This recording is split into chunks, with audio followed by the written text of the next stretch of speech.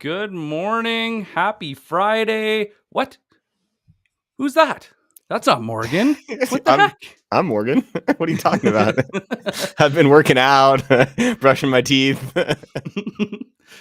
Well, good morning, Jordan. Thank you for joining us today. And hello, everyone. Welcome to a different edition of the Power Hour. This is going to be fun. I'm excited to be here. Thanks for having me.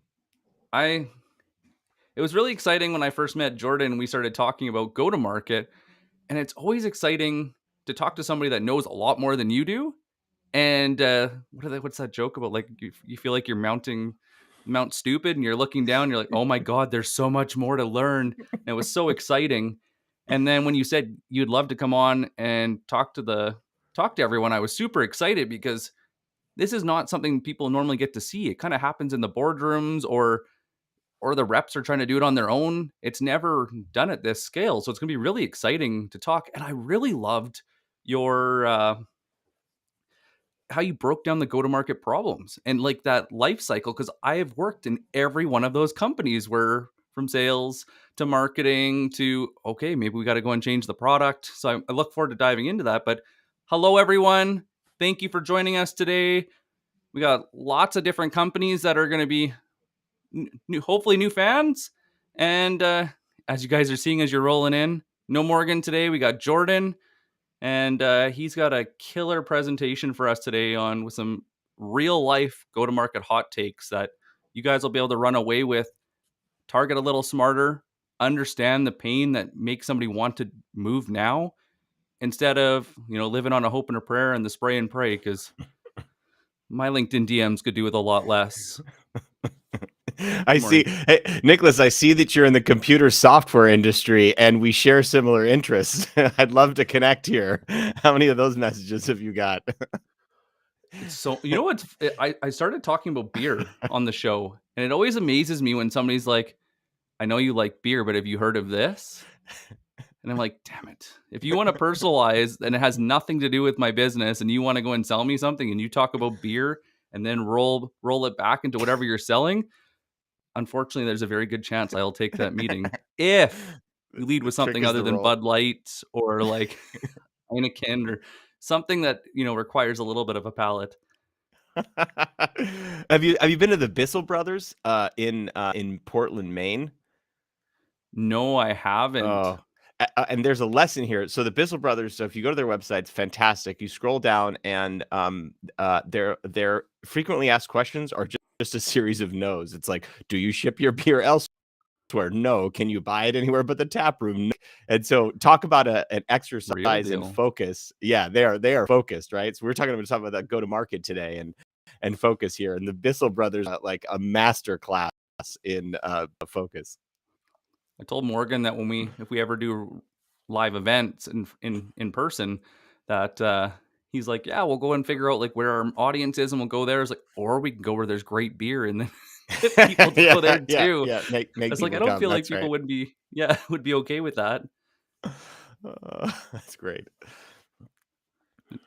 Okay, we got Tracy, Sarah, Jeffrey, Rubens, yeah, we got Natasha, Vivian. Sarah Johnson, nice you to join us. We got somebody that's blanked out. I'm not sure who that is. And thank you, anybody, as you're going through and we're getting into this, tag anybody that you think should be here, because then they'll get to go and join us, or you can watch the recording later. So thank you very much. Now, Jordan, man of the hour, this power hour. What is going on with go-to-market right now? Oh boy. Yeah, this is so you're gonna have to stop me if I go on too long, but what we see time and time again is that when everyone starts a business, they'll throw a bunch of spaghetti at the wall, and like this was what everyone does. Like, there's nothing wrong, and you got to try different walls. You got to try a little rigatoni. You got to try a little bucatini. You got to try different size walls.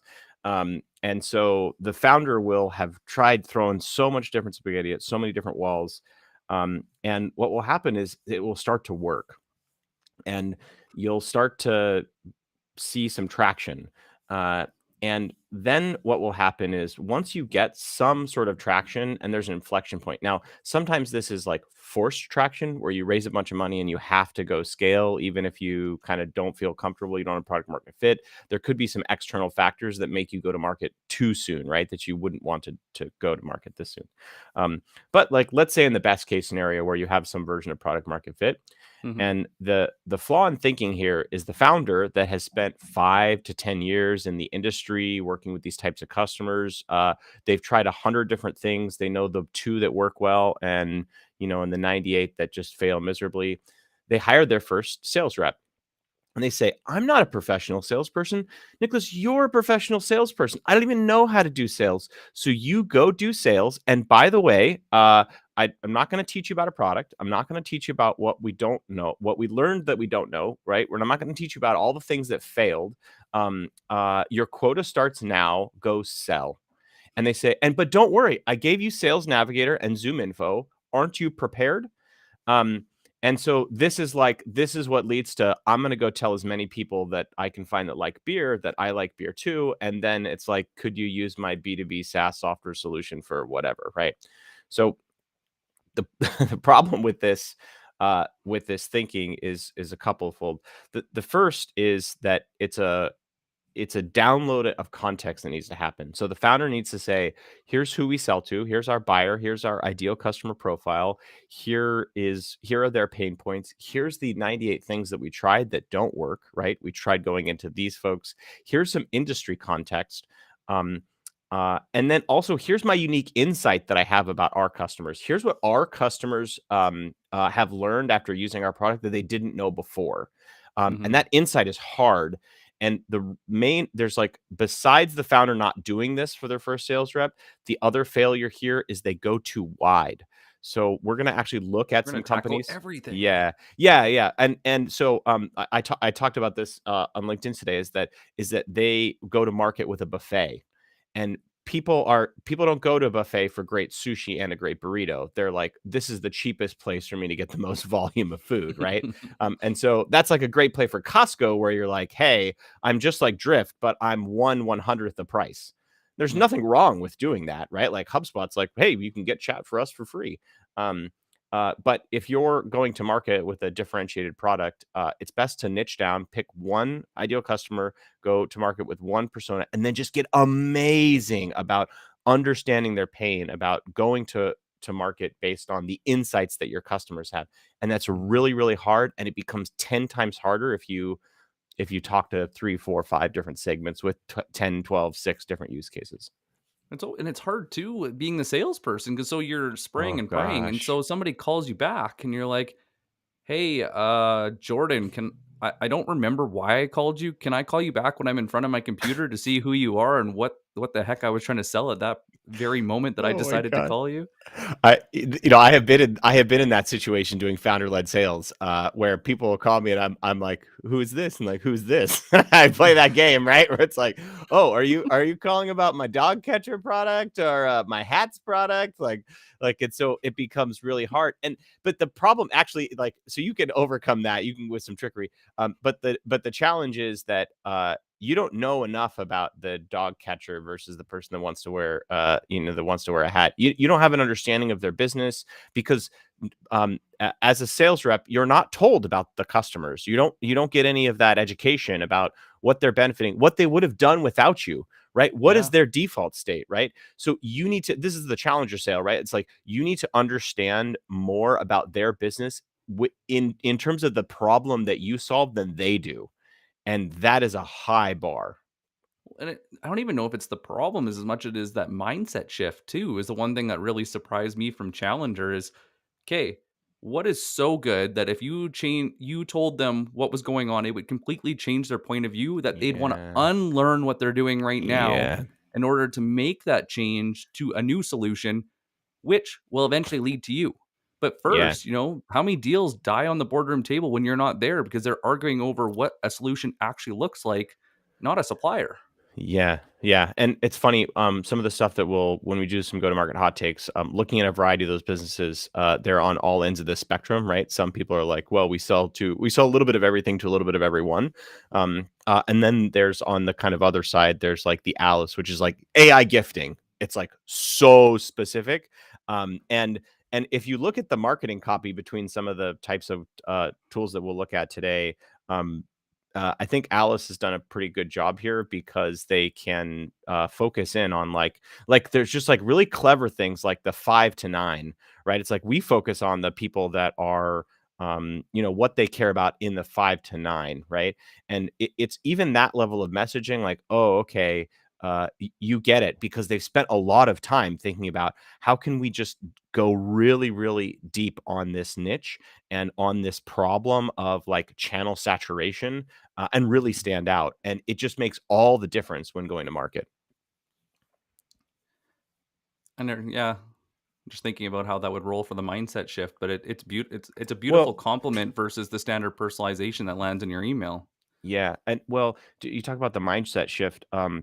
This is hard because, like, so placing myself in, if I was sort of a SDR being hired today at a company, the first thing I would do is I would say, don't put me on a quota for the first quarter.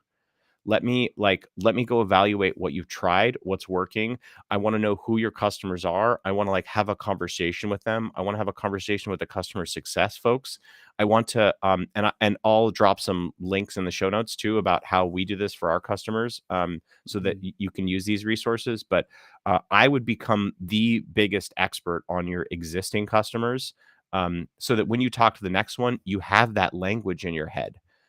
And that is so Nicholas, is so hard to do.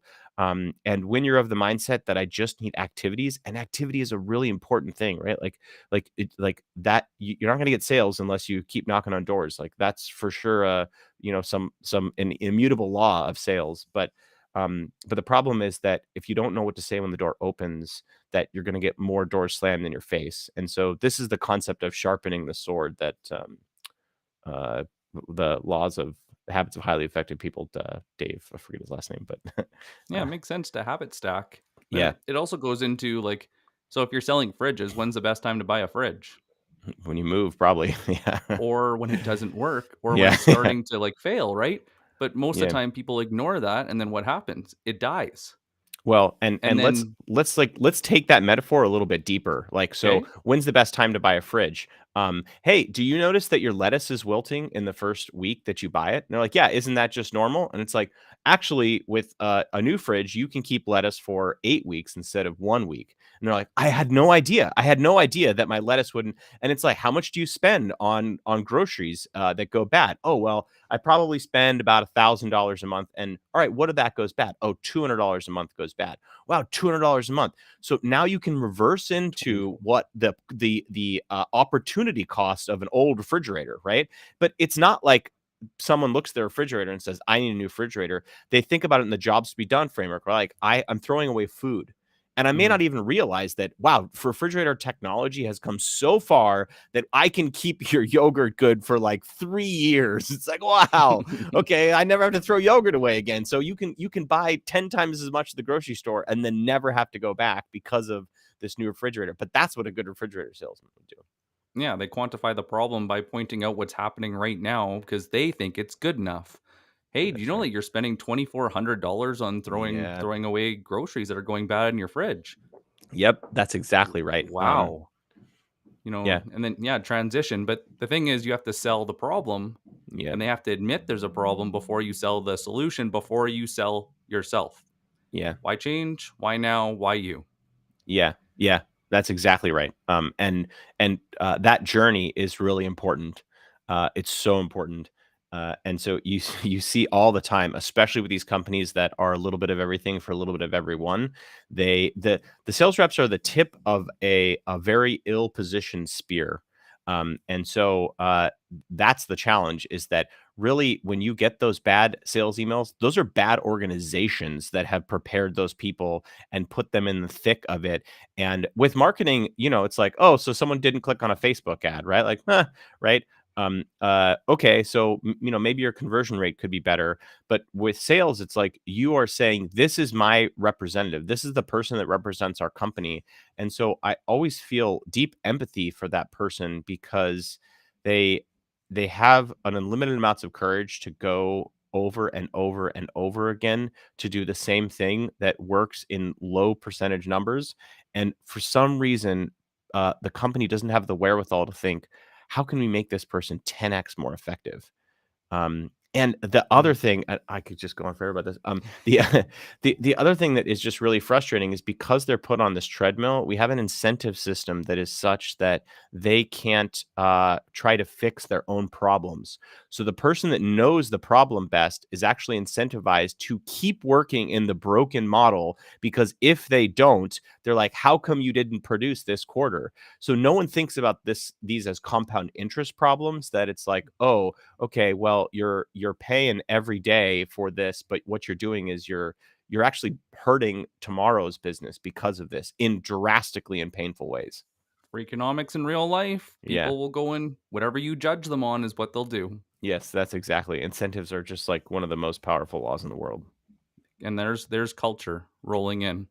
If you're having these issues, it's red flags in the culture. A lot of you guys are looking for work. So you'll want to pay attention to these great companies that we're going to have coming up, because there are companies that are doing it right. Yes. Yes, that's right. And shout out to Gorgeous specifically. Go get a job at Gorgeous. You'll notice that there was someone that looked at it back. Like, a lot of people will spin out of Google, but not as many people will spin out companies out of Apple. If you're looking to really understand what the very best modern version, go work at a company like Gorgeous. They're doing a lot of this stuff, and you'll see a lot of businesses come out of them, because the way that they go to market, is actually, a lot of people will take those and turn them into products. So I think like purplesonar.com came out of them.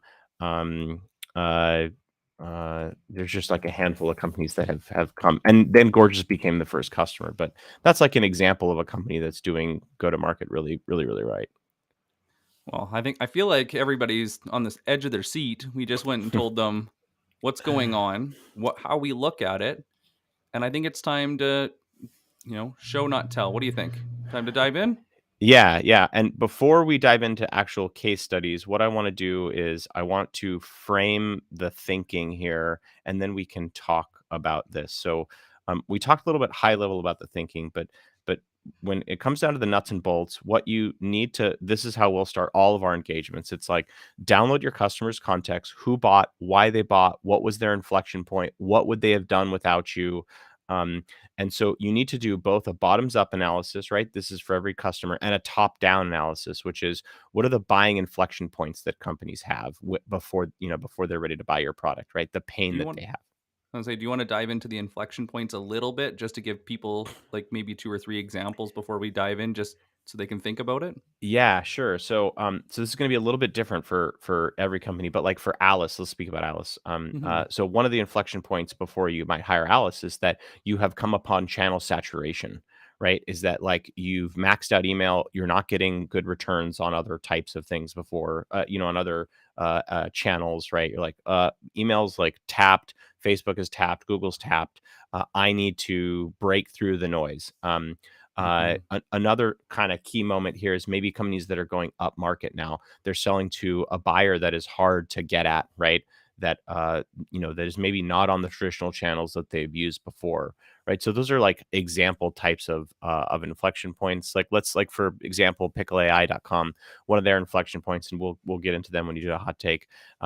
Is like, capture and share key moments from Zoom meetings. So, for example, if you have no sales reps, you don't need Pickle. Why even prospect to anyone that doesn't have a sales team?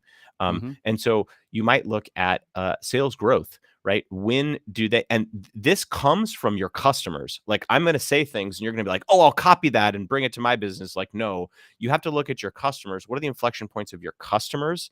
And so if you look at that, and they say, "Okay, Well, it's really when we go from like SDRs to AEs, and it's really the inflection point between 5 to 10. At 5 SDRs, a combination of 5 SDRs and AEs, like we can kind of keep track of it, we know, but when we move to 10 in such a fast way, and we want to understand what they're saying to our customers, how they're saying it, share key moments, that's like the huge inflection point where people get a gigantic leap. But if you're at 100, maybe this is like actually not an efficient way to do it, that there's a better way to be able to share those learnings versus like sharing individualized clips that you Hmm. might need some sort of AI solution to like summarize a bunch of those meetings. So there is a sweet spot usually for a lot of companies, and it's about finding that from your existing customers. I just noticed that everybody was asking about gorgeous. Lauren got it. It's Gorgias. IAS. That's right. Yeah. So, and there are a handful of other companies that are doing this really right too. And so that's just like the one that came to the top of my head.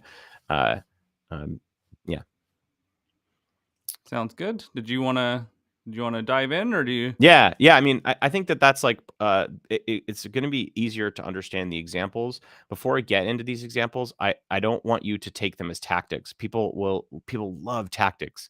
Um, the way that I talk about this is like I'm going to point at the moon, and you're going to be like looking. You're going to be looking at my finger. Don't look at my finger. Like I'm pointing at the moon. Like this is you need to follow the process to understand who your customers are and their inflection points. This is me spending 10-15 minutes with each of the sites and saying like, it seems like this might be it. So you might be tempted to take these tactics and run with them. Do not do that. Instead, what you should do is these are places that you can look for some of that. But the way that Outbound gets better is when you bring a unique insight to your lead that your competitor can't have. And that's where Outbound builds upon itself. Otherwise, what will happen is people will take these tactics, use them, and they'll get worse over time. And so that's like the I saw you just raise money. I like money. Can I have your money? So that's usually what a lot of these like turn into. And they just perform terribly because that there's nothing that's unique about your business in that message. And couldn't that also be too like a commodity sales approach where it's a good approach, but because you didn't narrow it down to why that end solution wasn't narrow enough that Yeah. you now just created a process where you're competing.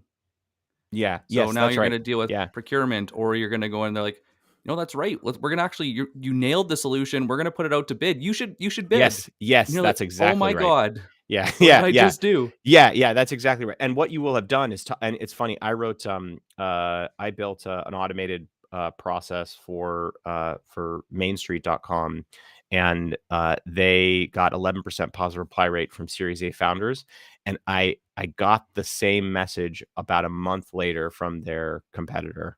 And I'm like, I wrote that. It's I wrote that like, oh man, we should have had some unique insight here that was like so unique to them that even if the competitor copied the tactics, they can't copy the insight. Isn't that like the old brand story too? That if somebody went and scraped off all the branding and somebody said something or showed them something, they're like, hey, that looks familiar. That's Yeah, not you. yeah.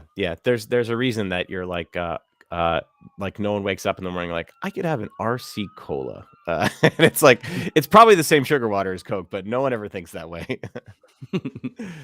All right, let me, Nicholas. I'm going to list off the companies that we're going to go through and share my screen and just like kind of decode what I'm seeing here. Okay. But I want to make sure that we have the list right here. We've got airdeck.co, Yep. Alice ALYCE.com, Yep. Pickle PICKLE AI.com, Yep. Tech TECHJUTSU.ca, Yep. Correct it uh, too. try lavender lavender.com, Yep. Lavender.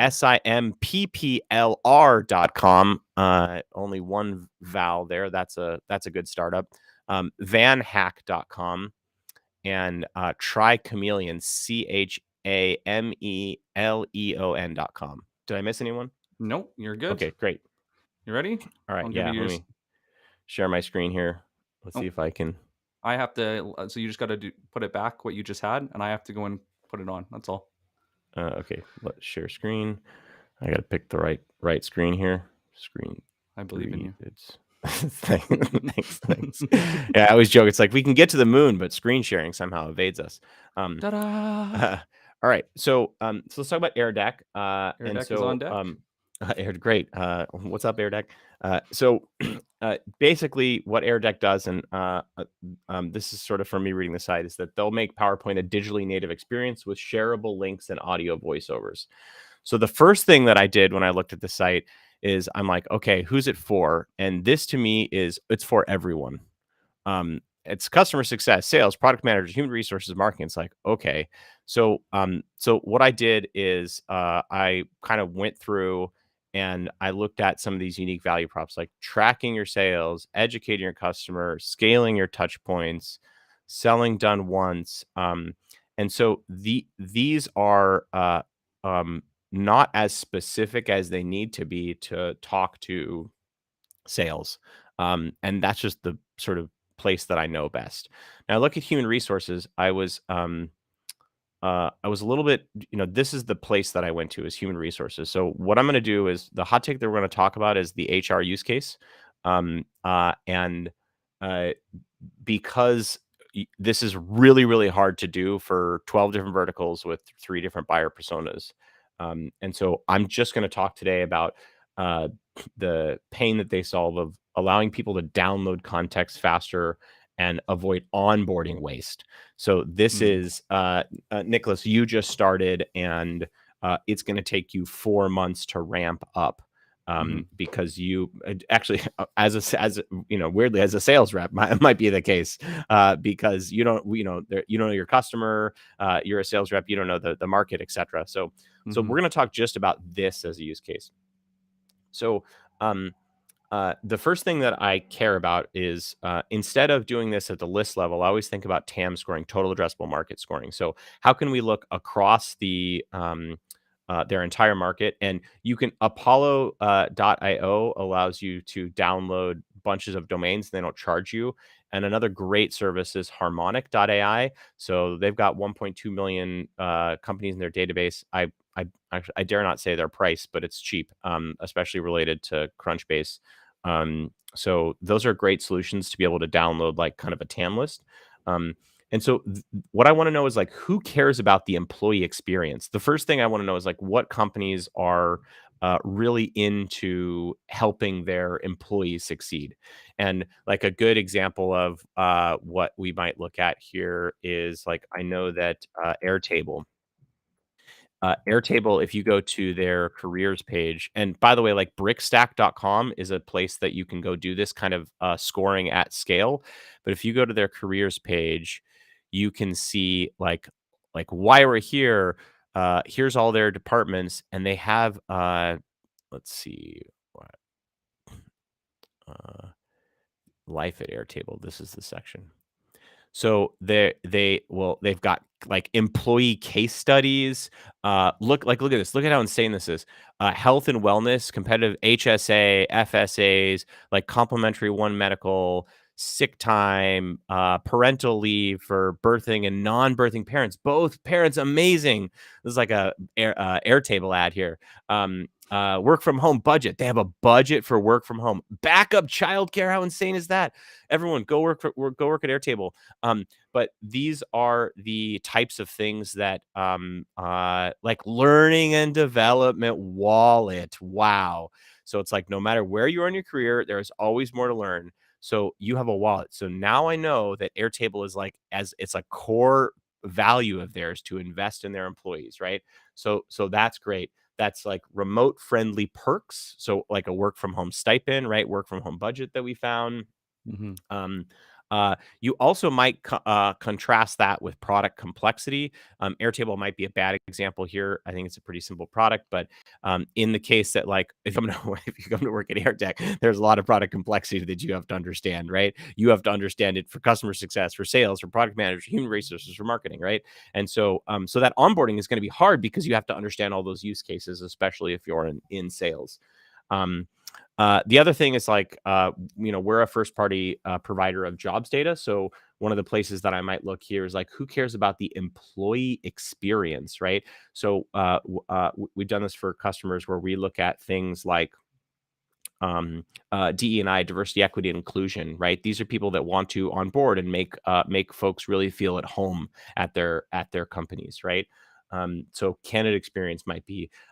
You might also look at turnover rates here. So who is actually having a high turnover because their onboarding is maybe bad, right? And especially turnover in the 1, 2, 3 months. They got a lot of turnover in a short period of time, right? So one thing that you might use like people data labs to look at some of this information. Who has like turnover in a short period of time?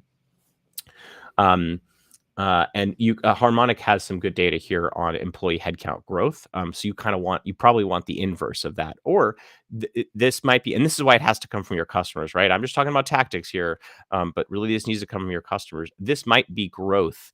It might be growth in certain departments. It might be growth at the company level where it's like, wow, okay, you just went from X to Z number of total people. That is we know from our existing customers that after the move from 50 to 100 is where AirDeck is like the best at, because people can share that information really quickly. You might be a high number of folks in the people function. So what you might look for is who has, relative to their total employees, who has out of their 100 employees, who has 10 people in HR. Like, wow, that's like a really heavy amount of folks in HR. They really care about getting this culture thing right. You might also look for, like, I know that startups use words like vibe manager and like head of culture and head of people. And so they might find that they can help the folks that are people folks more than head of HR, because the people Mm. folks are like interested in like using new technologies. And this is a particularly like they probably don't want to go to market to HR. The HR folks never have any budget here, so but so you might take that message to someone else who manages the pain, and the HR might be the person that implements it, but the buyer might be another department. Um, then I think about other sort of TAM scoring for product market fit generally. So who's an audio believer? So like one of the folks that we were chatting with a while back is rewatch.com. They're like internal YouTube. And so you can see on their site, it's like video, video, video, right? And there are some sites where like audio will just some B2B sites where audio will just start playing. Like, folks, don't do that. But but those are people that are like, I believe in audio so much that I'm just going to start playing an audio clip the second you join my site. Or there's a bunch of videos, right? So they've got a lot of YouTube embeds, right? Look for words like Loom in their job description, right? So do they use like semi competitors here? Do they believe in that communication mechanism? What about a niche industry? So it might be that AirDeck is particularly great with like surgeons. I mean, I don't know, I'm making stuff up here, but like it's like, hey, you have to cut out a liver, and your doctor is, you coming on. You don't want to onboard them in a minute. You want them to really understand how to do that. So this might be like hardware products that have some particularly complex challenges here. Um, who is producing and shipping a lot of marketing PDFs on their site? So density of PDFs, right? This is something that you could use brickstack.com to figure out. It's like, who has just a ton of PDFs on their site, and they want to take those PDFs and make them a better experience, right? Even in their support documents, a lot of PDFs. Who runs a ton of webinars where you might want to have leave behinds? They talk about that a little bit in their marketing, right? So who can you find a webinar page for that that has a lot of webinars? And then maybe who is onboarding frequently? So what about like a staffing company that needs to onboard for a bunch of different companies at once? So what are agencies that are helping folks onboard? And so um, I would say like, kind of one version of what this messaging looks like is, and I'll just kind of sort of read this off is, uh, hey, Joey, 120 employees hired in just 60 days. Like, you must be exhausted. I really love how you care about the candidate experience and that you have a lot of cultural documentation. Plus, the multiple videos on your site mean to me that you really love to show and not tell. Uh, I know the industry is I know that your industry is pretty technically complex, and I'm curious, does it take your employees more than 3 months to get ramped up? are you actively working on getting your employees up and running faster? So I didn't say anything about AirDeck. Like I didn't talk at all about what they do. I didn't talk at all about the solution. All I'm trying to verify is like these things lead me to this problem. Like, are you actively focusing on that? And so this is all about the targeting, and all I'm doing is describing the targeting to them. Now, ideally, I'd like to be able to bring a unique insight about AirDeck. I don't have that unique insight. I couldn't tell from their website, but that's kind of what this looks like. So I'm going to pause there for a second, and this will sort of close our chapter on AirDeck before we get to Alice. Okay. Anything that stood out to you, Nicholas, there that you want to talk about a little further before we dive on to the next one? I think would be fun, like a fun play to plant the seed is to focus on onboarding sales because we know that ramp is an issue. And that if Yeah, you have culture and we have the whole like ethical play, that's a good place to stand your ground. And if you're tapping into the HR in order to go in, because sales has a budget too, then yeah. later on, the know and grow play is strong. Yeah, yeah. And this is a great point, is that you need to have some first principles thinking about these solutions.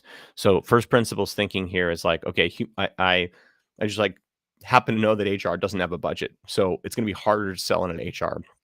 And you also have to adjust for your eyes being big in your stomach. This is a company wide problem. And so, who's ever kind of working on some of the marketing and sales stuff here, you're going to have to manage up and say to your CEO and to your C suite, like, hey, if we could only do go to market for one of these verticals, I think it should be this vertical because they have budget, because we have seen the most number of most number of existing customers use us for this, because when we survey those customers, they say, "Oh my gosh, like this is without Air Deck, my business would collapse," right? And so Hmm. you're going to find, customer success like, "Yeah, it's great. We send it every now and again," but if it's sales, it's like, "Wow." When we hire a sales rep with Air Deck versus without, like they ramp in 2 weeks versus 3 months. It's like, wow, what does that cost you? So Or you even kind of have retention. yeah, or yeah, exactly. Exactly. Retention might be a good one where it's like, wow, with Air Deck, people stay. If we onboard them with Air Deck, people stay for 8 months. Versus like before the average turnover was, 2 months or something. Yeah. So you need to figure that out. But really the hardest part here is what shouldn't we do? Like, and so that's what the CMO here should ask the founder, like, which of these should we, if you had to pick only one, I think it should be this one for these reasons. And if we look at our existing customers and the churn rate there, I think we should not go to market with these other pieces. And Kyle Williams, brickstack.com, talks a lot about this framework as radar and laser. So it's like you can have a product that is in radar mode, which is like we sell a little bit to everyone, and a product that's in laser mode, which is Alice. We sell to B2B companies that are trying to expand new channels. And then you can have a go to market that's in radar mode, which is like we sell to a little bit of everyone, and laser mode. And so Alice might have a laser product, but they may be doing go to market in a radar way, which is like, oh, it's for sales teams, it's for HR teams that want personalized gifting, it's for onboarding teams. And so even if you have a product that's in laser mode, you might be doing go to market in a radar mode. And that's okay, but the goal is to get to laser mode, usually where it's like you have a go to market that is so crisp about a product that is so crisp, and that's when things start to spiral. All right, let's go on to Alice. So send your B2B leads gifts that's unique to their interest. So I'm familiar with Alice. Uh, friends with Sarah Pion, who used to work there, and I just think it's a great idea. It's taking the kind of Sendoso idea, the direct mail idea, and really making it personal. I know friends that have got gifts from them. One person got a unique book about Porsches, and he's a Porsche mechanic and also a B2B lead gen guy. So kind of funny. It was really, really personal. And so you can see door openers, success milestones, events, renewals, onboarding. So they are kind of they're talking a little bit about wide stuff here. And if you look at, let's look at solutions actually. Yeah, by teams or by use case. So you can see that that they do have some different use cases here. the way that I will talk about, I'm going to talk about the sales use case specifically, or sales or marketing, Okay. and really it's like the pain that they solve for is most channels are generic and saturated by a ton of your competitors, and you need to break through the noise. That's how I would describe what they do. And so what I really care about here when I think about TAM scoring is like who has elements of every function they serve. So I'm looking at like demand gen. So who has high spend in demand gen? You can get this from like SimilarWeb and looking at the ratio of their traffic from places like Facebook and LinkedIn to get some understanding of their marketing spend. There are some other tools that you can get exact marketing spend, but who's using best in class ABM tools? So Mutiny HQ, who's using Segment for their CDP, who's using a tool like Demandbase or some of these ABM or Terminus, some of these ABM targeting tools. Um, Mhm. I would use brickstack.com to score by field marketing. So who has events on their website? You might use blueprintgtm.com, my company, to look at who's hiring, and they talk about who's hiring like event roles, who's talking about words like podcast and Pinterest ads, like who's really like exploring this second ring of channels. Um, uh, who has I might like the score for integrations. So they talk about little integrations that they do. So those might be table stakes. So you might want to know sort of basic stuff about who uses Salesforce and who has some of the other tools that they use. Um, I want to know who sells high ticket items, right? Like you're not going to send someone a freaking guitar if you sell a $12 product. You're like, it doesn't The matter if you CAC acquire that payback's because like 5 yeah, years. yeah, exactly. It's like, did you learn? And and then what your follow up looks like? Did you learn that Beatles song yet? So yeah, so I really want to know like who sells these really high ticket items. So I'm using brickstack.com to look at things in the pricing page that talk about SSO, right? Single sign on. I know that single sign on means like expensive things. Contact us for, for pricing. I'm definitely looking at that kind of stuff. Um, Maybe also who has a wide variety of customer types. So now not only do I know they sell expensive things, they sell expensive things to a lot of different types of people, right? So I might look for this sort of product and solutions section, and I might look at say, oh, okay, they sell to a variety of different people now. Um, I might look at who has poor MQL to SQ rates. So this is like something you might look in job description. So if people are like improve, like they'll say words like improve our conversion rate or like reduce churn for the customer success case, for example. Um, I might look at who is like active in other channels. So like, are you a B2B company with like a TikTok? Like, how crazy is that? If you're like experimenting with TikTok, you're an insane B2B company that's like totally open to trying new things. Um, who cares about meeting stick rate? So are they using tools like Qualified, which is a chatbot provider? Great company, or Chili Piper also. So I'm scoring their website and looking to see if they care about those sort of meeting stick rates, that they're really have an advanced motion. Um, and I think I saw that Alice allows you to gift to charity too. So I might score culture pages and talk Hmm. about the companies that really believe in charitable causes.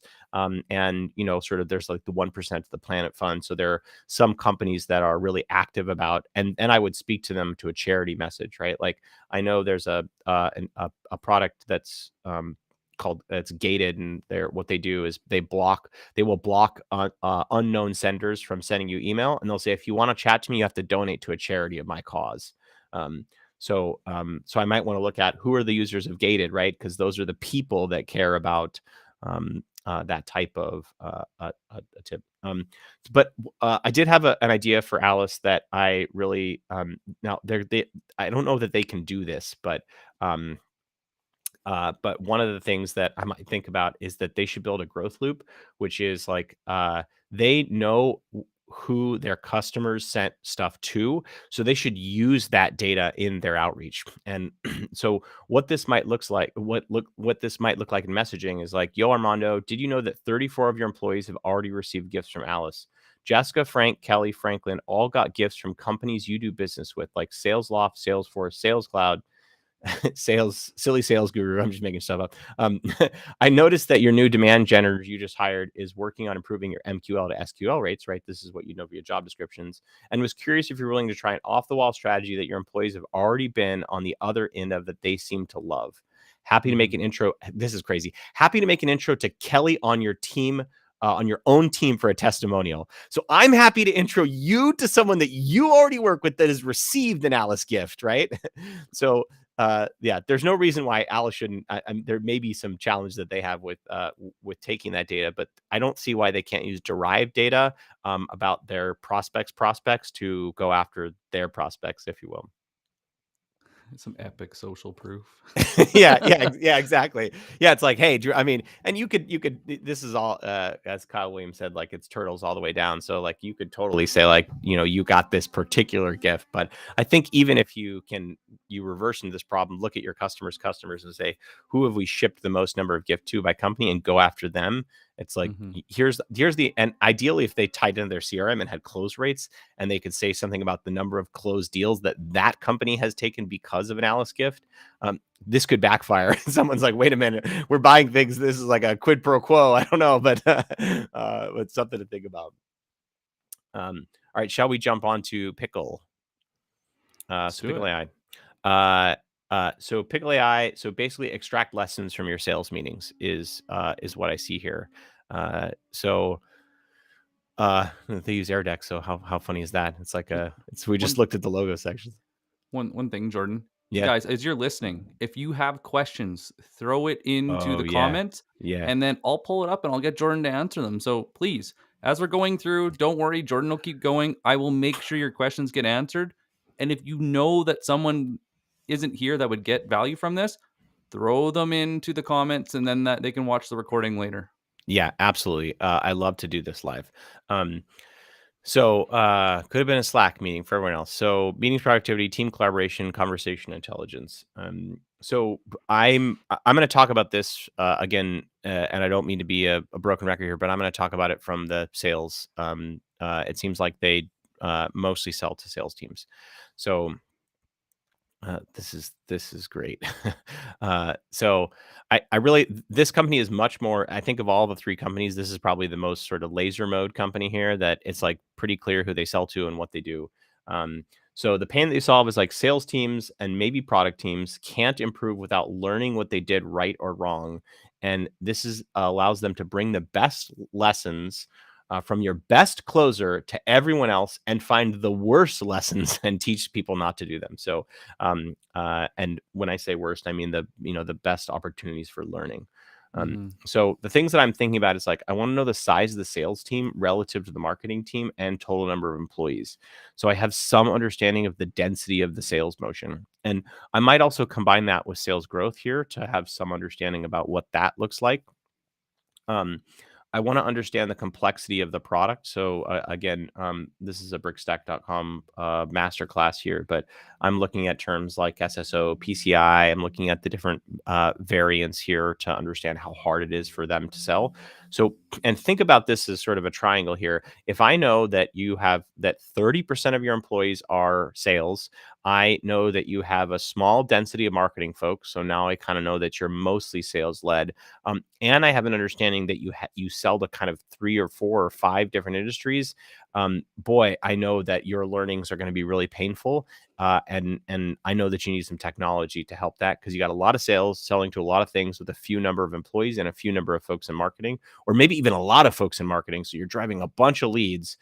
So you're a marketing and sales heavy organization with a small number of people that need to really learn and iterate, and maybe you have bad close rates. So I might look at complexity in the messaging here. So what does some of your messaging on your pages look like? How complex is it?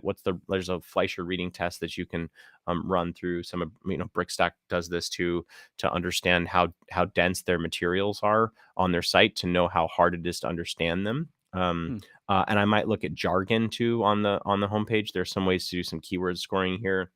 I want to look at length of sales cycle. So how I might look at job descriptions to find that. So who has a heavy enterprise motion where they talk about where they use words like medpick or some, sales methodology. So you can have some understanding that they're advanced. And if I can combine that with the fact that people only have 100 employees or something, suddenly I know, wow, they're a really advanced sales organization. And then who has sales operations? So who has folks that are actively trying to improve their process? So who's That makes already sense. investing in tools? So, and what some messaging looks like is like a 23% growth in sales in the last 60 days. Awesome. I bet selling enterprise product with SSO means that your sales cycles are long and complex. With 23 people in sales, I can imagine all the great lessons that must be trapped in your Zoom sales calls. Plus, I couldn't detect any call intelligence tools in any of your recent job descriptions. So filtering out folks that already have stuff. Would understanding how all of your sales reps are talking to your customers help your positioning and improve your deal flow? When Larry Lobster Co. installed Pickle, their fast growing sales team moved average deal cycles from 90 days to 45 days and improved their conversion rate by 10% to close one deal. Would a 10% improvement in conversion help your fast growing team?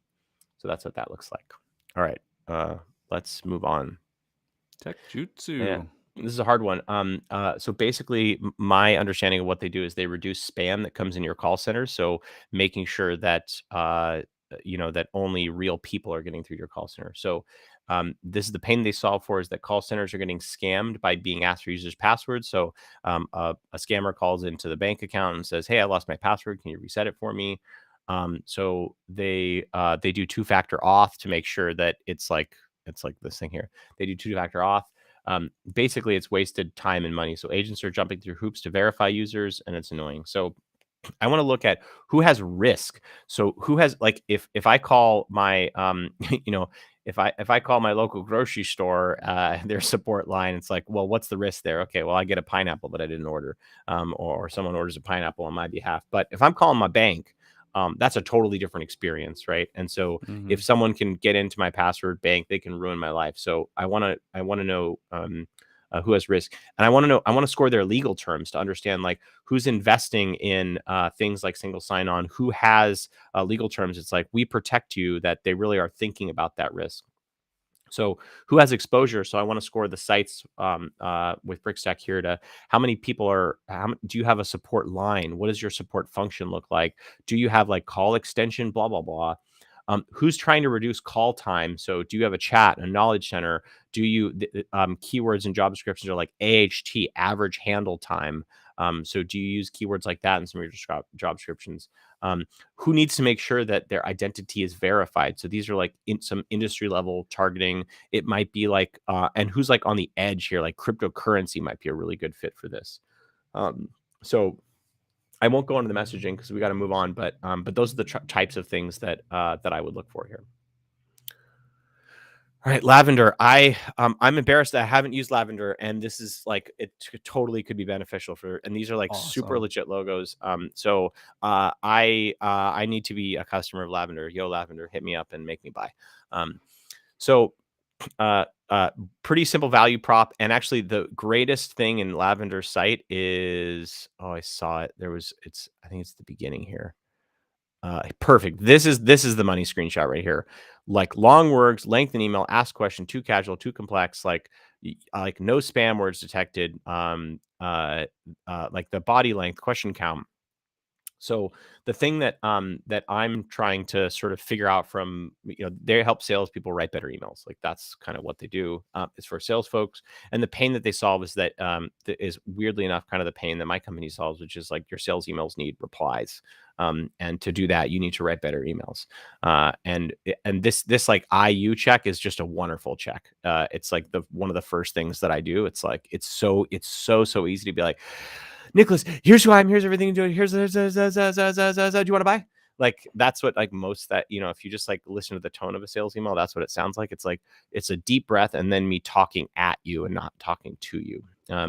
So what I'm looking for is like, I'm looking for words like outreach and sales loft in their job descriptions to understand, are they using some sort of automation here?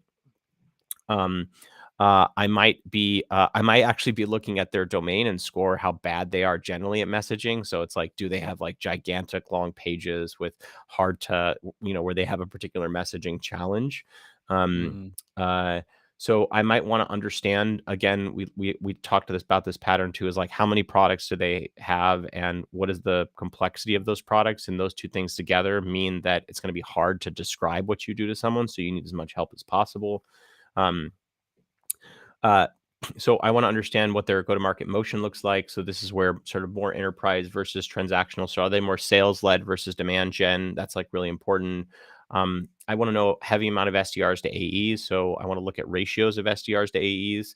I might want to look at specific titles of AEs. So enterprise versus commercial AE breakdown. So they might have a higher rate of outbound or different types of outbound depending on the diversity of the sales team. Um, who is just starting their sales motion. So that's something that we would look at Blueprint jobs. Like we'll look at words like first outbound or like, other types of things that they're about to undertake this. It might be that they're a better fit for people that have done outbound for a while and they need to, that's the inflection point that they come at. I might look at words like Grammarly in job descriptions, or who talks a lot about like copywriting, right? They talk a lot about in their job descriptions about hiring folks to help with copy. And that might not even be in the sales function. It might be in the product function or something. You might be able to sort of leapfrog there. Um, so what this kind of messaging looks like is looks like you have a ton of reps relative to your total employees. And based on what I could tell from some of your job descriptions, your sales reps write their own emails. That's really, really key. I would look for that in job descriptions. Like create sequences is how people talk about this usually, or write sequences or write outbound. On average, sales reps get a 0.1% reply rate when they write their own emails. With Lavender AI, they get 5x their reply. They 5x their replies to a 0.5% reply rate. I'm just making this stuff up, by the way. So maybe you get way better with Lavender. If your 10 SDRs use Lavender and could deliver a 5x improvement in pipeline, would that make a difference to you? If you'd like, and this is like, some crazy shit I just invented. There is a way, I think, to put a form inside an email. If you like, you can copy and paste their copy into this email and see what Lavender would generate live. So what you totally could do this in an email is put a little box, have them paste things, push a button, and then like push them through a lead flow. So bring Lavender in the sales email that you send. That'd be cool. Yeah, I'm inventing stuff up. So we got to go Until on you got fast mode. flagged, and then it looked like spam. Yeah, yeah, exactly. So do we have to end at the hour? Is that otherwise Nope, it's the we can keep B2B going hour? as long as you're good. Okay. Let's see. I think I should be all right. Let me do the good old calendar check. I am good. All right. So we're gonna go over because I don't want to. It's unfair that simpler comes at the end of the sentence. So that they should get everything here. They paid good money to be on this podcast, Nicholas. Like, yeah, they write me a check. Let's do it. Great. So simpler is improvement for employee communication. So it's for really the way that I read this is like it's for bigger companies that have trouble connecting to their employees, and so it's basically Facebook for intranet, if you will, and looking at some of their like huge, amazing companies. Good for them. Like what a logo section. How proud must this company be? Like Fox, AAA, DocuSign. These are legit companies. So good on them for closing some amazing companies. The world's easiest enterprise grade intranet software. This is great. They know exactly who they are. They know what they are. And look at this. It's like I love this. This is so enterprisey, right? Forrester Wave or the Gartner quadrant. This is like for big companies if you're in those quadrants. So I'm just like, this is probably one of my favorite hot takes because I think that there's just so much here. So the pain that they solve is distributed workforces are misaligned. And so this is really key, distributed workforces. So it feels like when I look through a lot of this site, right? And this, when I see charts like this, it's like, oh my gosh, this company knows their customers. So they know adoption rate, like they decrease time, employee onboarding. This is what a really laser go-to-market looks like, Nicholas, because they're like, look, we can quantify this. And so there's a reason that in some of these other sites that we looked at, you don't see a lot of these types of charts because people don't know, because they sell to so many folks that they don't have the time. And some of this is staged. They're not at the stage yet to be able to quantify this. But this to me is like this is great. I love this. So engagement scores at Eurostars. I don't know what some of these mean, but like this like 5x adoption rate, decrease in support requests at Workday. God, there's so much insight here that they have. It's like Workday, that says something about the type of company that they target. A 52% decrease in support, right? So this pain that I'm pitching to the person. I have a friend that manages Workday, and she's like, oh my gosh, the amount of support requests I get. So actually, I'll make an intro. Simpler, contact me. It's someone that works at eBay, so it's like probably a pretty good lead for you. Lauren, hit up Jordan. Yeah, yeah, yeah. Please do. This is you get double the value here. I'll make an intro to the person that deals when Workday support requests, and that's good. See, and I like instantly connected it because they're so specific in their messaging. I understand the value that they provide. Crispy, crispy. Yeah, and now I can. I'm not going to the buffet anymore, right? I like this is a fine sushi restaurant, and I'm like, I know the person that likes sushi. I know the person like that has this problem, this exact problem. So let's talk about this. The TAM scoring, the stuff that I just get really excited simply because like who has a remote first team with a high number of employees in different time zones. So some of this data is going to be hard to find. It's going to be expensive to find, but you know, if you're in the Forrester wave, you can pay for data. So it's better than throwing a bunch of like Forrester wave. You know, it's like that's just like so legit that these deals must be gigantic. So and if you don't have pricing on your homepage, like you're so expensive. So which is great. I shouldn't say that. Maybe they have an intro price. But so I want to know who's a remote first team. So in our data set, for example, we can tell who's hiring remote. What I'm going to do is I'm going to look at historical job titles, and Brickstack might actually be able to do this. Kyle Williams, smack me if you can't do this, but I want to look at words like different countries. So if I can score, thanks for some of the screen share. So if I can score different companies by the countries that they serve to, Bulgaria, United States, Canada, Mexico, right? So now I have some idea of dispersion of where they're hiring and where their talent is out. I might look at headquarters. So I think SavePrimer.com might be able to get this data, which is like on LinkedIn, how many different headquarters do they have, right? A wide variety of headcount in numerous different departments. So if I have some understanding of their dispersion of departments, that means that, you know, if you have a marketing support and like an other department and you've got 100 employees, like obviously, you know, you could go with the level of like, oh, 100 employees, they don't need this. But if you have 100 employees and each 10 of them is in a different department, the company is working on like so many different flows that actually that intranet is probably going to be more useful to them than if it's like, hey, this is just a sales alignment challenge, and that's going to be easier because we all kind of speak the same language.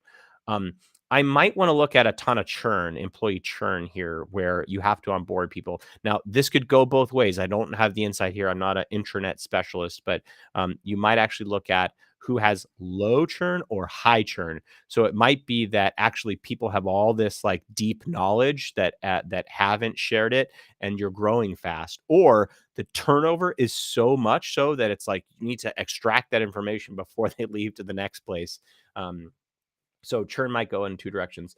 I want to know who has like accuracy. So I might look in job descriptions here. This is a Microsoft product to it's something they integrate with. So I'm scoring for additional sort of enterprise motions. So tech integrations. I might actually look in like this might be a case where it's like I look for tools like more tools like Marketo and less like Segment. I'm like, oh, okay, or Pardot, right? It's like, okay, these are companies like these are big, gigantic enterprise companies using big, gigantic enterprise pieces of software. I know that that they are sort of intranet friendly with a lot of the stuff that we integrate with. I might want to know what percentage of their company joined during COVID. So like basically the burnout of water of the virtual water cooler, right? It's like, oh, okay, well, you have 1,000 people and 800 of them joined since March of 2020. And so I generally don't like to get into, you know, virology marketing here, but I think actually this has an implication for how people feel about their connection with a company. Who has a lot of fun remote events. So plug to miniexhibitions.com. It's a great company that will help you do like fun virtual events with like cocktails and stuff. So remember how we were looking at Airtable and we saw that they talk a lot about different types of things. So I might use a Brickstack for who has like events, who talks about like company events. Who has advanced people functions? We talked about like culture and vibe. Now, because they're selling to larger enterprises, that may be silly, right? Maybe they don't talk about culture and vibe. But there might be other titles like Workday Administrator. Oh yeah, that gets me so excited. I'm like, there is a person dedicated to the software that I'm going to deliver a 52% decrease in like return their time. And I'm going to quantify that. I'm going to say, you have 8 people in Workday, and Workday people, I know they're getting paid $200,000 a year, $300,000 a year. It's a enterprise grade software. Like, wow. So this is like, we're going to save you $3 million over the course of the year just in reducing their support request alone. Like, great. Who needs something more secure than Slack? So I might look at companies that really care about security. They have a security section on their site who's talking about PCI compliant. There's all of these sorts of ISO standards, for example. Who cares about candidate experience or DE&I? So really, if they're investing in that kind of diversity, equity, inclusion, do they really want to bring people on? Same kind of themes that we looked at earlier. I looked at maybe has bad systems like SharePoint. I might look at. I know that I feel like everyone uses SharePoint and everyone is unhappy with SharePoint. I was like a SharePoint administrator back in the day, and shout out to Microsoft. Maybe they've changed since the last decade, but yeah. So that's simpler. I think they have tremendous opportunity here. Let's look at VanHack. Hire tech talent fast, get qualified candidates. So this is also super. Look at this. You can't even scroll. This VanHack is like so they like know exactly what they do. They're like, we don't need to scroll. So it's like, all right, fine, let me start hiring. And look at this. This is like that's like so confident. They're like, this is what we do. Get 10 of your hardest to fill roles in less than 48 hours. So I'm so excited about VanHack because we've got good data for them. But this is great too because you can actually type in the skills. So this is like they're going to try to deliver you value. I might argue that they should do something a little bit more advanced than this to get your email. Excuse me, but hired so developers. Okay, they go after developers, and you're going to hire diverse talent. So this is the D&I stuff they were talking about, right? That they care about diversity here. Like, oh, they talk about like women in tech. This is amazing. Relocate, work remotely, or both. So what I'm thinking about here is that their value here is that you can hire engineers in record time. The pain is that tech companies have a hard time hiring engineers. And let's look at some case studies. The case studies are my favorite. This is how you know that a company knows who their customers are. And you can find, if you're a sales rep, the first thing you should do is go to your own company's case study section. And if you don't have a case study section, you should go to your leadership and be like, I'm not going to work here until you build a case study section. I made that. Don't do that. But so look at this. Like, this is great. So, they shouldn't link to a PDF here, but largest food delivery platform, right? And what the gold is in the customer quotes. So I see an it- opportunity. yeah, exactly. Yeah. Just everyone should just sell to everyone else that we're doing here. A customer approach working with.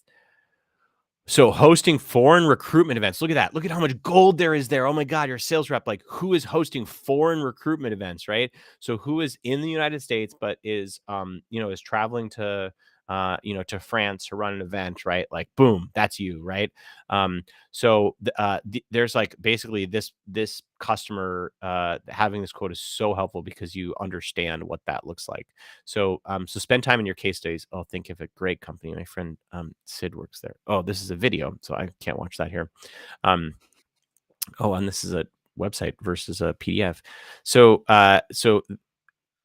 Ilya, this guy. So yeah, this is the type of thing that, and it looks like there's a lot of Canada in here. Shout out to the neighbor from the north. And speed is everything. Streamlined process. So I'm looking at quotes here. All right. They're going to start bashing us. I'm like, and we have Jordan is having technical difficulties now. No.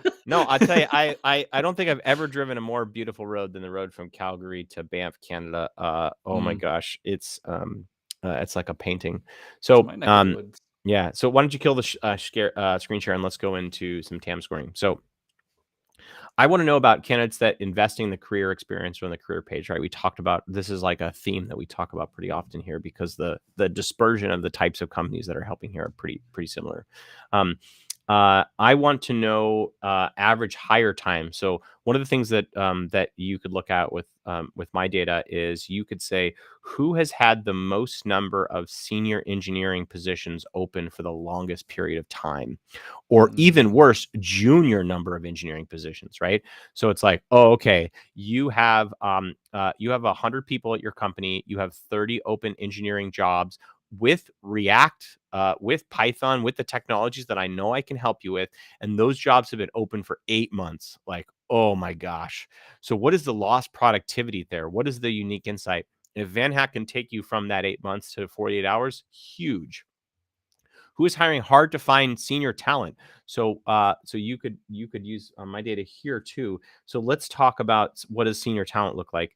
That might be like weirdly a cobalt engineer. Who you need someone from the 19 you need a programmer from the 1980s that can program for Excel, right? That person is going to be impossible to find. So that's like a Like perfect the example. Amazon of outsourcing. Yeah, yeah. So yeah, I think that and obviously, I'm sure that they don't help hire for Cobalt, but they hire for a lot of like modern technologies. But there might be some engineering technologies that are really hard to find where they have some understanding of like what is our date. This is where you go back to your customer. What does our database look like? Oh, okay. Well, actually, in our marketplace right now, we have React engineers. Like the React engineers those are the groups that we have the most number of great candidates for. So match that insight to the market, and it doesn't matter if your competitor copies that you have the React engineers, you have the insight, you know that you can help them. Um, I might look at complicated products. So, who are companies where the engineers have to do some very, very specific things? So, this is where I'd use brickstack.com to be able to score the types of products that they're selling and what types of engineers I think that they might need. And this is where I look at a lot of jargony terms, right? We talked about SOC 2 and stuff. But that might be, or PCI compliance. I know that's, you got to have one guy locked up in a vault somewhere that, that he can't give out. I don't know. PCI compliance is insane. I'm allowed Um, out. yeah, Just my yeah, yeah, hidey yeah, hole. yeah, yeah, yeah. I let up, but it's like, what's the code? Who is it? It's like it's the dance when getting into a Lyft or an Uber. It's like, are you here for me? Am I here for you? It's like which one of us is faking it? My pass card stopped working. Yeah, yeah, yeah, exactly. Um, I might also look at like churn and engineering, right? So who has churn and engineering? I think People Data Labs might have this data. Um, so yeah, so those are things to look at. I think we got one more here. Try Chameleon. You ready? Try Chameleon. Yeah, yeah, yeah. I love how you can make me share my screen. This is like so powerful. I hope does that end when the live is over, or just is this a power that I've granted you for for all of time? Hopefully, just for the live show. Yeah, I yeah, don't yeah. need. I don't need to follow you around all day. Yeah, yeah, okay. Let's hope so. Just I like noodles, so order me some noodles on Amazon if you can still do this. All right, self-serve made simple. Alice is going to send me some noodles, and they better not do that. AI gifting. Take this transcript. All right, self-serve made simple. Oh, this is good. So so the first thing I want to know this is a company that is just going to have to use brickstack.com to get this data, because you want to know who has a PLG motion or who has a product that you can sign in or sign up to. That is B2B is my guess. So my guess is, and let's kind of look at some of their customers. But yeah, mixed panel high spot. So B2B companies. So really what you want to know is which B2B companies have a sign up or sign in, so you can totally narrow the market. The PLG motion is surprisingly super nascent. There's not a lot of like true PLG companies out there, and there's a lot of folks that have software that you can't log in or sign up to. So that's this. I think this is going to be hard. My guess is that they're not selling to people that do not have self-serve today. That what they're doing is they're selling to people that have self-serve that want to make it better. Turn users into advantage with sophisticated in-product experiences and surveys. So what I want to look is I want to score the site to understand what does their motion look like. I want to score their pricing, not chameleons, but their customers. I want to score their pricing to see, like, okay, perfect. Like, oh, look at this. this is what you want. You want a let's talk, right? And if you look at like user permissions, enhanced security, so I want to score their customers for this word here, enterprise in an enterprise bucket. I also love this, right? This is at $849 a month. That means that not only is their enterprise motion expensive, but they have sort of middle of the road plans. This means that they have a PLG sort of motion. Try for free is that they have a PLG motion here, and this is expensive enough that I want to understand: do they really care about this? So it's like PLG motion with gigantic enterprise option. So what you really want to do is how can I get these people to understand the product so that there's a likelihood for them to hit this. So Chameleon is a perfect company for Chameleon, weirdly enough, right? Hopefully that they dog food their own product. Like this is a good, also like seats, billing cycle, right? Like look at this, SAML, SSO, right? Like this is so, no one what does this mean? This is like so enterprisey, right? Oh, look at, these are so enterprisey. So I just so I'm scoring pricing, I'm scoring pages of their customers for words like this.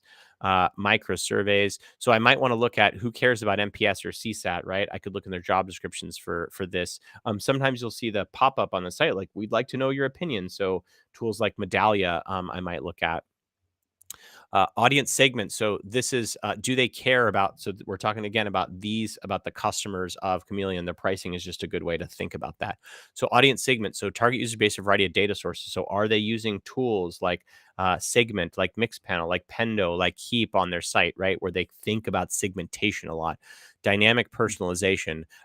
So I think that Brickstack can even determine how many different types of chat bots they deploy. Kyle's going to kill me if he can't do this stuff. I'm overselling his product, but I might want to know, okay, you have Drift on your site and you deploy one chat playbook, like boring, but you have Drift and you have like Drift and Clear Reveal, and we can tell that you have 20 different playbooks. Like, aha, you care about dynamic personalization. Short links for tours. Their product might also be good for companies that are that have we talked about scoring the different product motions and how many different personas, etc.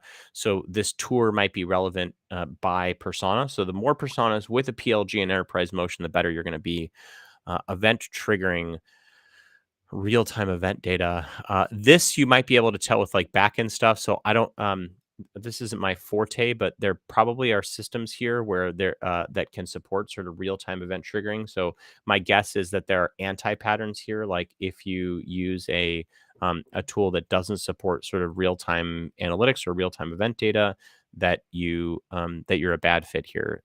Scheduling, that might be interesting. Experience reporting.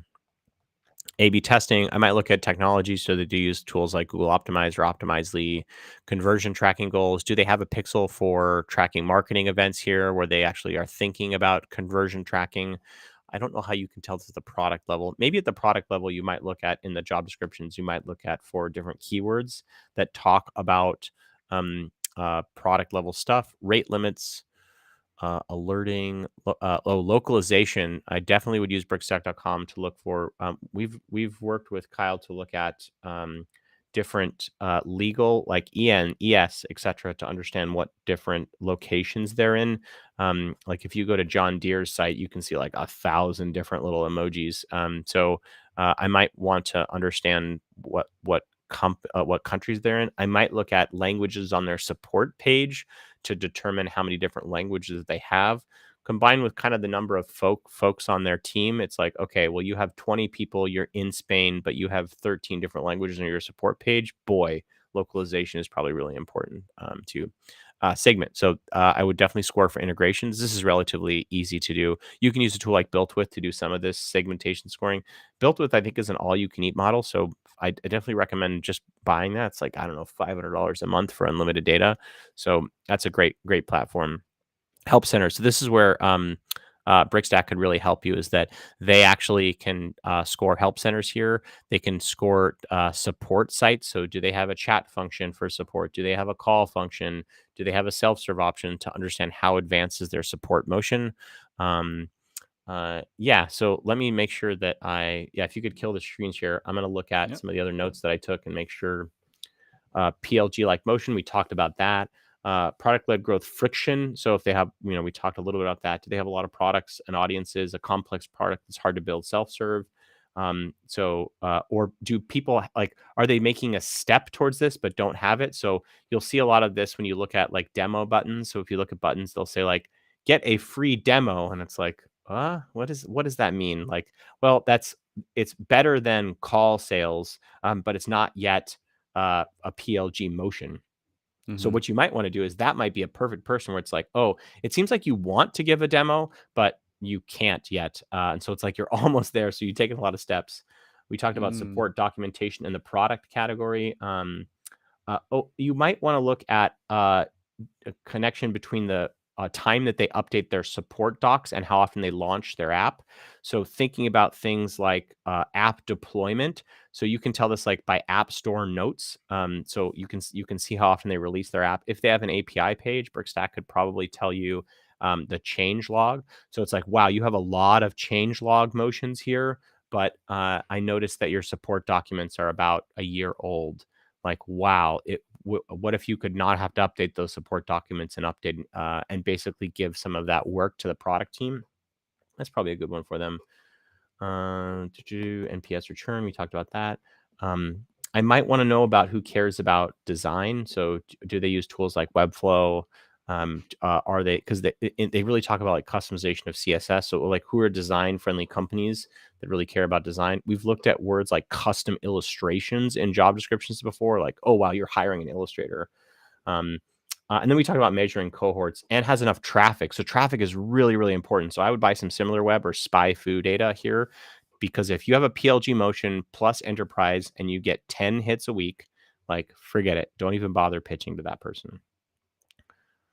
All right. Makes sense. B2B. Should we call it the B2B Power Hour and a half? I mean, I feel like I burn it. I feel like it's like calling your company the dollar store, and it's like, well, how much are things now? That's like $1.50 now. So it's It's like I feel like inflation. it's B2B inflation. power Yeah, hour with yeah, inflation. yeah. Exactly. It's Have you seen the inflation. gas prices? Yeah. Exactly. Sorry for giving you more gas than you paid for. Hopefully this is the other way around. I didn't take more of your time than it was worth. Okay, guys. We went through all these hot takes. What questions you got for Jordan? We got him for a few more minutes and then he's got a jet. So what do you guys Yeah. got? Yeah. Happy to share. I think it's interesting how you comb through the website and you're looking at that radar versus laser and you're dialing in. And I think that's really interesting too, because it's like, okay, what bets are we making? What bets are worth Yeah. taking? Because Yeah. we have limited resources, so you can't Yes. tackle everything. So what That's the bets are key. worth taking? And then how are you tracking it to know that it's a bet that's paying off? Yes. Because Yeah. you And know, you're this is hard, but I talk about it like, oh yeah, just like score the public web for people that it's like, no, like you can't. And so what will happen is that if I chat with a customer and they say, hey, can you bring me leads next week? And I'll be like, you're talking to the wrong person. That's not me. What I can do is I can help you understand what you've been doing, help you take a clear bet on a persona, a target market, pick one.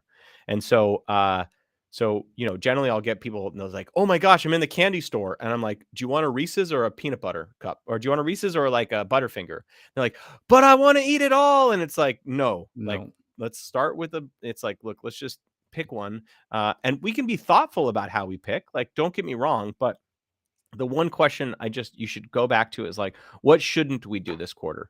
Who shouldn't we go after? I feel What like it's like markets shouldn't Dr. we tackle? Evil. You're like every persona you or every like industry you want over one is a $1 billion or whatever. Yeah. No, do not pick the industry that you cannot go after. Yeah, yeah, exactly. Yeah.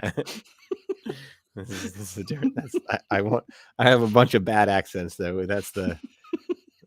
Like you're gonna have That's to make that's an ad out of that. that's the B2B horror hour. That's a You should put different. that That's on a your different website. You podcast. got like Hello, do your one hello, playbook, and then you're like two playbooks, and it's like hello. We you serve can't. all markets and all problems. Yeah. Sharks with freaking laser beams attached to their heads. Yeah. No, don't do that. Yeah. just I hope no one's gonna watch this, right? Like, are people gonna watch this? Somebody's gonna go and like cut this piece out and turn it into a GIF and send it to you. I know. Oh my God, Jamie, can you make it's that gonna. happen? Yeah. Oh my God, that's gonna be the thing, right? This is when we know that AI has destroyed the world. When AI is gonna uh, uh, automate gifs of public versions of you and send it to you. There's gonna be nothing about the product. There's gonna be no theory. There's gonna be no insight. It's like we're all just gonna get memes of ourselves on the internet and be like, "Do you want to buy? Here's a picture of you doing some silly thing that you did. Do you want to buy?" Oh, it's my nightmare. I'm watching this, remembering it forever. Oh, This is gonna go viral. Sarah It's asked a terrible. question. Pull it up here. Sarah asked, I was going to ask if we should use RepView to see which companies are doing this right. But it seems like looking at each company with a "Who We Are" section. Listed benefits employee sounds like a better Sorry, cut off there. with the better. Yeah, what did the last part say? Sounds like a better way of gauging how much a company's leadership has invested in the success of their own employees. Would this be a correct assumption? Sorry, can you repeat the question to me? I'll repeat the whole thing. I was going to Yeah. ask if we should use RepView to see which of these companies are doing this right. But it seems like looking at the existing marketing efforts of each company and their "Who We Are" section with listed benefits for employees sounds like a better way of gauging how much a company's leadership has invested in the success of their employees. Would this be a correct assumption? That is a big question. Wow. I don't know that I even understand it. Well, I can only that I didn't I saw the paintbrush, but I didn't see the paint. So I apologize if I got this wrong.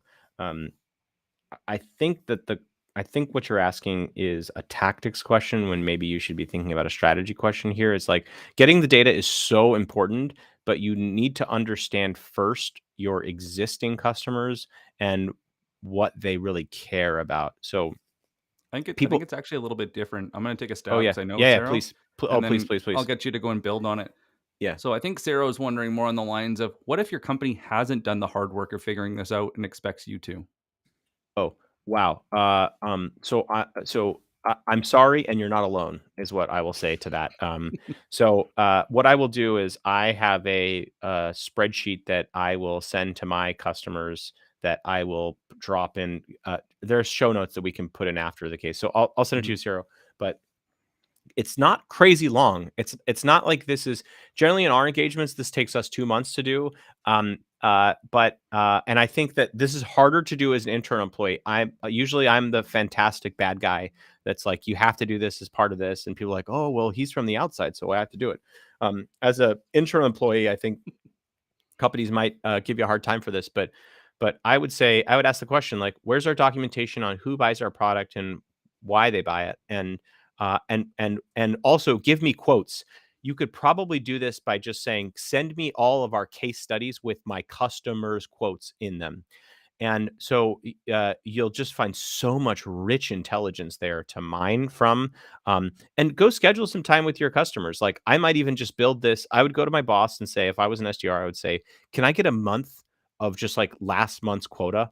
And I will justify everything I'm doing. Like just give me a month to not be on quota. Mhm. Um, and then when you pull that information, suddenly you can start to say, you're just going to be much, much more efficient because you can understand your customer's pain, how they describe it, how they talk about it, uh, and and then that allows you to pitch to leadership to say, hey, it seems like this is the pain that we solve. If I look at our SDR messaging, this is what we're going to market. It doesn't really talk about that pain at all. Why don't we invest in tools? And this could start as small as outsourcers. Like, and the key with doing some of this with outsourcers is you just need a model that abstracts what you know from your customers to a sort of an A B thing. So that might be like, for example, we talked about SSO, so single sign on. So it's like have an outsourcer click on your prospect's pricing. Is SSO yes or no? Like, And sure, there's much more advanced ways. Brickstack.com is a perfect, more sort of advanced tool to do this for the entire market. But there's no reason that you can't hire an outsourcer at $5 to $10 an hour to just say, take this list of 1,000 accounts and tell me who has SSO, PCI, and what you should do is the best way to do this is look at your existing customers and see if you can notice patterns in your existing customers that are related to your products. Like, oh, okay, I'm seeing this pattern over and over and over again from our existing customers. Boy, we should do X because this seems to happen with our existing customers too. We get a good question from anonymous LinkedIn user. Somebody's settings isn't letting It's us see who you are. Sorry. How do you make the right bets? Uh, This 27 on the roulette table is my favorite number. This is a hard question because this is about a mental of having a good mental model of your customers and the pain. And by the way, no one gets this right. I've talked with a company that has raised trillions, and they're like, here are three personas for the four problems for the, and it's like, are you sure? And they're like, no. And so don't like you're not alone. And making the right bets is a uh, is is a hard challenge. And the way that I would go about it is look at your existing customers, classify them by industry, pain point. Look, Pareto principle thinking here. So where's 80% of that contract value coming from? So you can say, aha, I have kind of this amounts in X industry and X use case for my current customers. Then I'd go score the market. And this is the hard thing. There's not a lot of great tooling out there. Harmonic might be some way to kind of look at this. Brickstack might be another. We could do this for you for jobs, but you really the challenging thing is how much there is there. So even a simple exercise like running a query in LinkedIn, like if you let's say you sell to sales teams in North America that have a APAC rep, like whatever, you could run that search in LinkedIn Sales Navigator, and it's like there's eight. You have eight companies that are in that pattern. You're like, oh well, shit. There's no market there. No one does that. It takes 10 seconds, but because no one has a theory about who they sell to, why they sell to them. And so that's what you need to develop is like a theory of doing this. And I might even say if your company has a limited time off, be like, I need to take a 3-week vacation to not be in meetings to like to understand this. Couldn't you also look at the severity and like how often it's coming up? So it's like Yeah. that old joke about like, do you have a business or do you just have an expensive habit Yeah. or Yeah. hobby? This is So this is exactly right. Like like MAUs, monthly active users, daily active users. Like, who is the person that's logging into your software every day? And I think superhuman is like, what would you do without us, right? Like they ask that question, right? that Like product what would? market fit. Yeah, yeah. So that's something that you might ask is like go and what I like to do is I like to have a conversation with existing customers and like, hey, I don't think you should have bought us. Like it seems like you're and let them defend you. And they're like, and if they say like, hey, you know what, you're kind of right, Jordan. It's like, oh. But if they're like, no, no, no, every day I log into Simpler, I can't tell you, I learned X, Y, or Z. Oh my gosh, like no, I actually can I pay you more? It's like, what would happen if I 10x my price? They're like, oh, my boss would be mad, but we'd have no choice but to pay you. Mm. So like you need go ask provocative questions to your existing customers, and you'll hear this really quick. It's like, I never really think about you. We installed you one time 6 months ago, and we're in a year contract, so we have to use you. But and just don't go after that Be route. careful too that you're not picking a problem they don't know exists. Like Yeah, that they have no budget for. And yeah. maybe if you're like layering, maybe look at what exists so that you're not trying to recreate a category or something right off the bat because You have to that's an educate them. expensive game. Yeah. Yeah, you have to educate them, which means that you have to be even better at this sort of laser mode, right? So it's okay. You can pick Gong didn't exist at some point, right? And so it was a market leader. Servicebell.com. It's like live video chat for your website. So That's like cool. I'm all into that. And they, that concept is just existing. And so they're figuring out who they talk to. And so it happens, but you need a theory uh, about how you educate people. And you just got to try it for some existing customers and take what those existing customers already know to your next customers. And Lauren had asked something around that too of like, what could I do better? Like research takes too long. sometimes you shouldn't be doing the research, the company should. Yes, that's right. That's right. Yes, Too yeah, expensive on an individual level. yeah, you need to sell this to the company. So this is a case of managing up. Is that you have thrown me into the lion's den and you've opened the lion cages. Like, why would you do that to me? uh, and so it's like I'm being bitten, and they're like, well, here's a blanket. Cool. Like Call that more. doesn't. Yeah, yeah, yeah. Cool, Kalmar. Like this hurts really. It's like throw some more lions in. It's like no, do not. Yeah, so you have to and what I might even say is just, go to your manager like, "Hey, will you take my role for a day? Just do what I do." Like you need people to I know. I look at Nicholas like, "Oh god." Yeah. Jordan's got a It's like, level of savage that I don't yeah. know would keep you Yeah, yeah. employed very Yeah, long. yeah.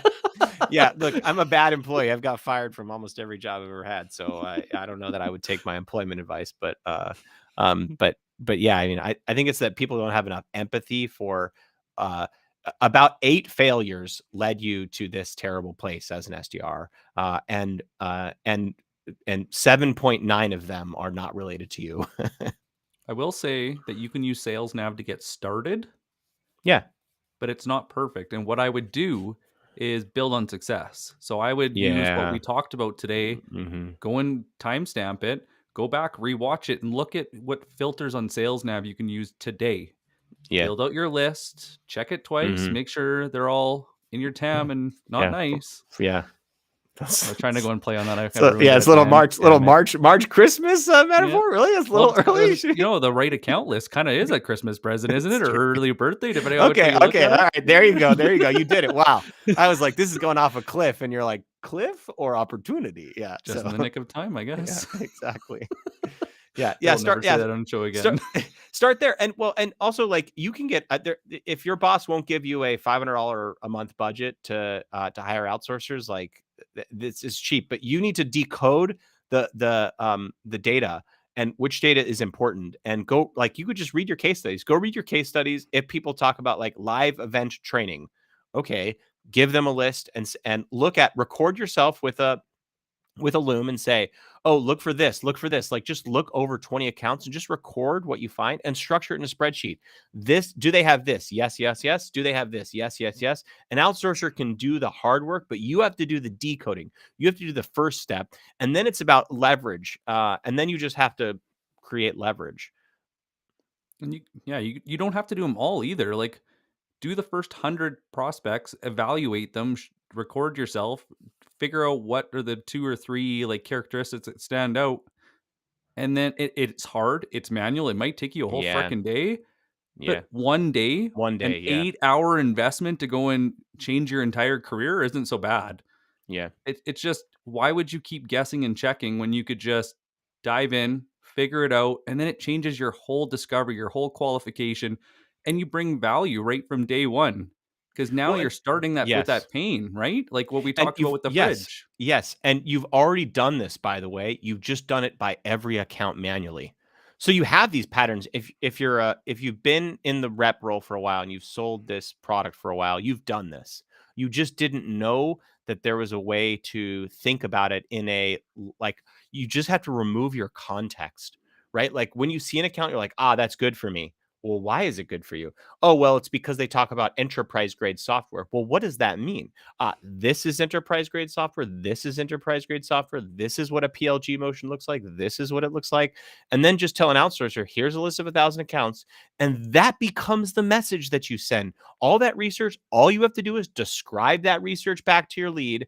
And that's how we get to a world where it's not like, oh, just automate it. Like you can automate it, like, but you first need a good theory with which to automate. And that's the problem is people are like, oh, I have to hit my quota, so I Well, I'm can't do burning that. TAM right now at 100 counts a day. What if I could burn 1,000 Yeah, 1,000 yeah, accounts a day? yeah, yeah. That's right. That's right. But we're coming at that Yeah, time. yeah. So thank you everyone for tuning in, and everyone that's listening right now, and all your great questions. And thank you, Jordan, for diving in. I know it was a lot of work to do these GTM hot takes, Happy to. and we really appreciate it. And we really appreciate you putting in the Power Hour plus inflation so that we could Yeah, get it all out yes. there. That's the world we live in. Yeah, hour 40. I mean, it's the price of gas, like you said. Thanks for having me. Thank you very much. And anybody, make sure you connect with Jordan. He is on LinkedIn and blueprintgtm.com. That's right. And go check out what they're doing. If you have questions, shoot him questions. Kyle Yeah, Williams is another great person to go and talk to. great guy to talk to. Yeah, And brickstack.com is like I've Kyle said in Williamson. previous shows, you don't have to suffer in silence. It's 2022. If you need help, ask. We're here. Ask. We're here. Yeah. Thanks so much for having me, Nicholas. And ask. I'd love to help. Thank you very much. Take care, everyone. Adios. Have a great weekend.